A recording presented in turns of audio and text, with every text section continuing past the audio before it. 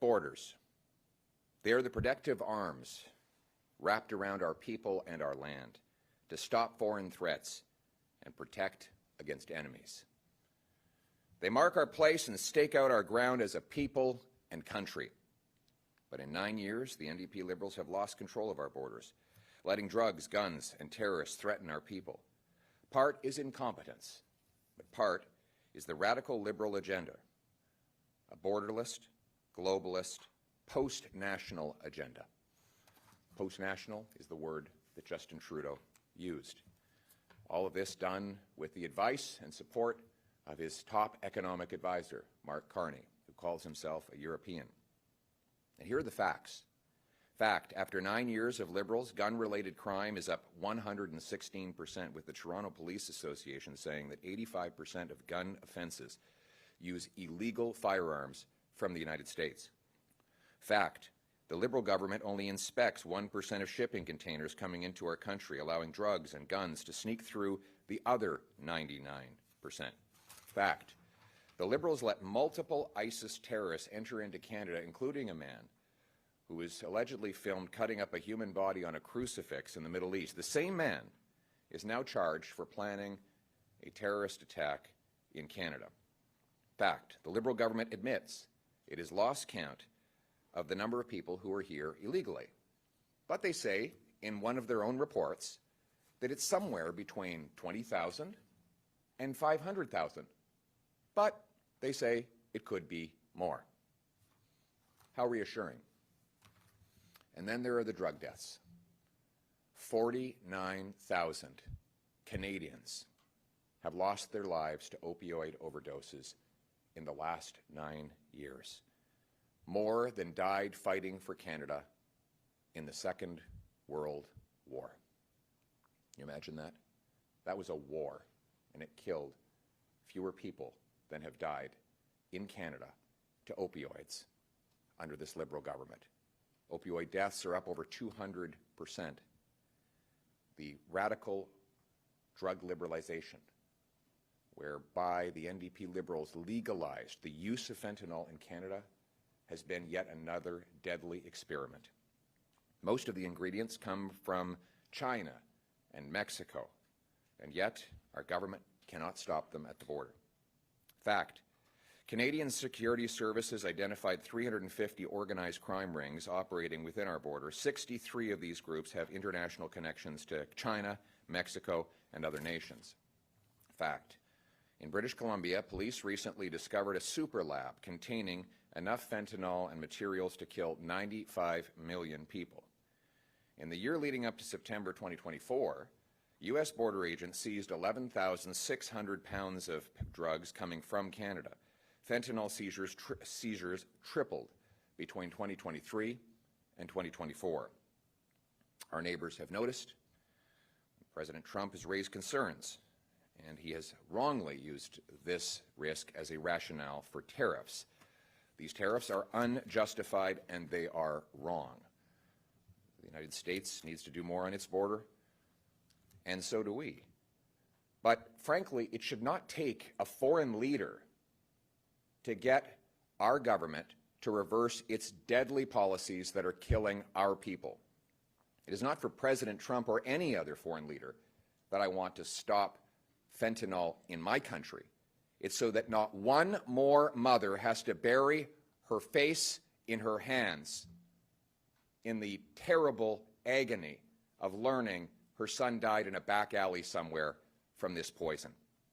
And that is why I will take back control of Canada's borders. My common sense, Canada First plan should immediately be adopted by Parliament. We must recall Parliament now and put Liberal Party power struggles aside so that we can adopt this plan to save our people and secure our borders. The plan: immediately deploy military troops, helicopters, and surveillance to the border to spot and intercept risks. As the recent remarks by the Canadian Forces Chief of the Defence Staff, General Jenny Kerrigan, offered earlier this month, we can deploy military assets into the sky, whether helicopters or other surveillance tools, and we should do so. In fact, we should have done so long ago. 2, expand the powers of CBSA border agents to patrol everywhere along the border, not just at official border crossings. 3, hire 2,000, at least 2,000, new CBSA agents to intercept illegal crossers, drugs, guns, and other dangerous law breaking. 4, install high-powered scanners at all major land crossings and shipping ports. These scanners can see through the walls of containers and vehicles to spot drugs, guns, and stolen cars. 5, build border surveillance towers that we can deploy on and use to scan the landscape and detect incursions. Also, deploy truck-mounted drone systems that can spot incursions from the sky. 6, track departures. We should keep track of who's leaving so that we know which deportees are still in our country. As I said at the outset, the government, amazingly, doesn't know how many people are here illegally. How are we supposed to protect our borders when there could be over 500,000 people inside those borders illegally, according to the government's own admissions? We will pay for the Canada First border plan by scrapping the Liberal gun buyback and cutting bureaucracy. The gun buyback, actually I should call it the gun grab, has been completely ineffective. They've spent $60 million and they admit it has not recovered a single gun. Meanwhile, even if they did get guns from this plan, according to the supporters of gun control, the main lobby group supporting gun control, the people who give their guns in would just take the payment they receive to buy other guns that are very similar in nature. Finally, the gun buyback targets licensed, law-abiding, trained and tested hunters, off-duty police officers, and other highly trained professionals who are of no risk. Obviously, no criminal is going to participate in a gun grab with the government. It will only be law-abiding people. The police do not support this gun grab. In fact, they say that 85% of guns used in crime in Toronto are illegal guns that come in through the border. So let's stop the gangsters and gun smugglers. I want to protect Canadians from criminals.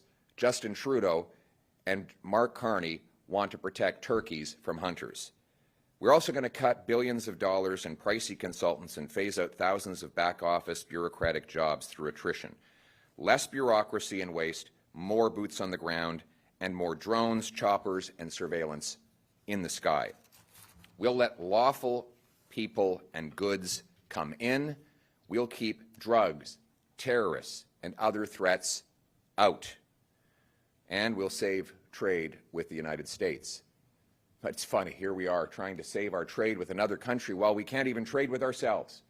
And that's why earlier this morning, I announced a Canada First plan to bring free trade between our provinces, allow our truckers and our entrepreneurs to move goods and services affordably to our people, something that could boost average family income by $6,000 a year and reduce our helpless dependence on the United States. Isn't it incredible that after 9 years of Liberals, it's either easier for criminals to bring drugs and guns illegally over Canada's border than it is for our entrepreneurs to bring their products over provincial borders. Let's fix that. Let's knock down these barriers. Let's have a truly free trading, free market Canadian economy that's capable of standing on its own 2 feet. Let's do that, not to appeal to any foreign leader, but to put Canadians back in charge of their lives and their country. Let us restore the Canadian promise that anyone from anywhere can do anything, that hard work gets you a powerful paycheck and pension that buys affordable food and homes in safe neighborhoods, protected by strong borders under a proud flag that represents the freest nation on earth. Canada. Canada here, Canada now, Canada forever. Let's bring it home. Thank you. We'll now take questions from the floor. Hi, Jared Yeager here from the Western Standard. Just English is fine. What message does it send that Mexico got a 1-month pause before Canada? And do you think Trudeau's call with Trump today will yield a similar result? Unfortunately, I wasn't on the call, so I can't tell you anything about how it went. But what I can say is that we need a Canada First agenda that will protect us against these unfair and unjustifiable tariffs. And that Canada First plan must include retaliatory tariffs to deter the attacks on our economy. It must include a strong border to protect our people against drugs, guns, and terrorists. It must include a bring-it-home tax cut and red tape cut so that we can reward hard work, bring home billions of dollars of investment, develop our own resources, and it must include free trade among our own provinces. That is how we become stronger, more self-reliant, and less hopelessly dependent on foreign powers and foreign governments. Thank you. Next question. Hi, Michelle Gassoub, CBC, and if we could get an answer in French as well, please. You're not going to ask me to step aside and let the Liberals stay in power through to eternity, as your CBC colleague said yesterday. You've called on the Prime Minister to bring back Parliament and pass your plan to counter Donald Trump's tariffs. Does that mean you're willing to work with other parties to come up with an agreed-upon plan before voting non-confidence and bringing down the government? Well, of course, we can't do any of those things because Justin Trudeau and the Liberals have shut Parliament. Parliament is closed. You should direct your question to the Liberals. Why, in the middle of this crisis, have the Liberal Party powers put themselves ahead of Canadians? They're in the middle of a Liberal Party power struggle. Again, concerned about themselves, their own self-interest, rather than immediately recalling Parliament so that we can pass a Canada First plan like the one I've just laid out. En français. Merci beaucoup. Les libéraux ont fermé le Parlement, donc c'est impossible de voter sur un plan pour mettre le Canada d'abord. Il n'y a pas de Parlement dans lequel on peut voter. Les libéraux se sont mis avant le pays. C'est pour M. Trudeau, M. Carney, Mme Freeland, c'est le Parti libéral d'abord. Ça devrait être le Canada d'abord. On devrait être à la Chambre des communes, travaillant pour résoudre la crise commerciale qu'impose injustifiablement M. Trump sur notre pays. Donc, moi, je veux que le Parlement retourne maintenant afin d'adopter un plan Canada d'abord. Ça va protéger nos frontières, permettre le libre-échange entre les provinces, fait des représailles contre l'économie américaine, donner le feu vert aux grands projets de ressources naturelles, y compris GNL Québec, et renforcer notre économie pour qu'on puisse être fort face aux menaces et aux tarifs de l'étranger. Thank you. Next question. Hi, Thomas Seal from Bloomberg. Yesterday, Elizabeth May said that on the federal leaders' call, the Prime Minister said it had become increasingly clear that there was no evidence or further actions on border security that would make any difference. Trump would only double down. Today, Trump is talking about market access for US banks. So what's your understanding of Trump's ultimate goal here, and should concessions like more market access for US companies be on the table? You'd have to ask President Trump what his goals are. He's said he wants to put America first. Well, I will put Canada first. We need a Canada First plan that's good for this country. We need to protect our borders, not to please any other foreign leader. I've been calling to reinforce our border for about 8 years now. I was the first to come out and demand a closure of Roxham Road, where tens of thousands of people entered illegally. I was then the one who forced Justin Trudeau through an ultimatum to finally close Roxham Road. I called for scanners to be put in at all of our ports well over a year ago in order to intercept drugs, guns, and other contraband.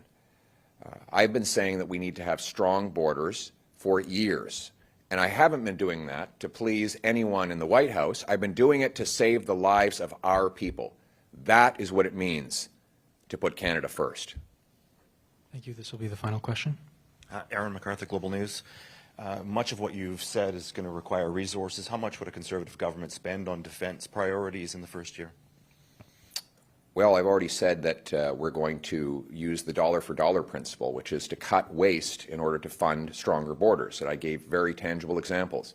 We will save $600 million by getting rid of the ridiculous gun grab that has not taken a single firearm off the street and goes after licensed, law-abiding, trained and tested hunters and sport shooters. And we will use that money for frontline borders. Second, we will reduce the size of the federal back office bureaucracy. There are roughly 17,000 bureaucrats that voluntarily retire every single year. I'm not going to replace them all. And through that powerful mathematics of attrition, we will reduce the morbidly obese back office bureaucracy that has grown by 50% in a decade, and we'll put that money into frontline, boots on the ground, drones, helicopters, and other surveillance in the sky. Dollar for dollar. Whenever I bring in new spending, it will be matched by $1 of savings. That's how single moms, seniors, and small businesses run their finances. It's how I will run the government. You haven't said anything about Thank you very much. You haven't said anything. I actually have. Sorry, false information. Is this the CBC? CBC managed to get in here again? All right. You haven't said anything about annexation. Is any of your border plan to protect against America coming over the border to annex us? Canada is an independent country. We will never be the 51st state, and we will have a strong and independent country. And by the way, my Canada First plan will make us more independent and less reliant on the Americans, unlike Mr. Carney, Mr. Trudeau, who have made us helpless facing the Americans. They blocked pipelines, blocked LNG plants. They made us totally helpless on the Americans. And frankly, if I have some advice for President Trump, I'll tell you what it is. He should be sending a big bouquet of flowers to Mark Carney for blocking the Northern Gateway pipeline, to Justin Trudeau for killing the Energy East pipeline, and to all the Liberals for killing our LNG liquefaction plants that would have given us other markets, because President Trump has been given an incredible gift by these radical anti-development Liberals when they blocked the projects that would have made us more self-reliant. I will make our economy more self-reliant. We will take back control of our lives. We will put our country first. Thank you.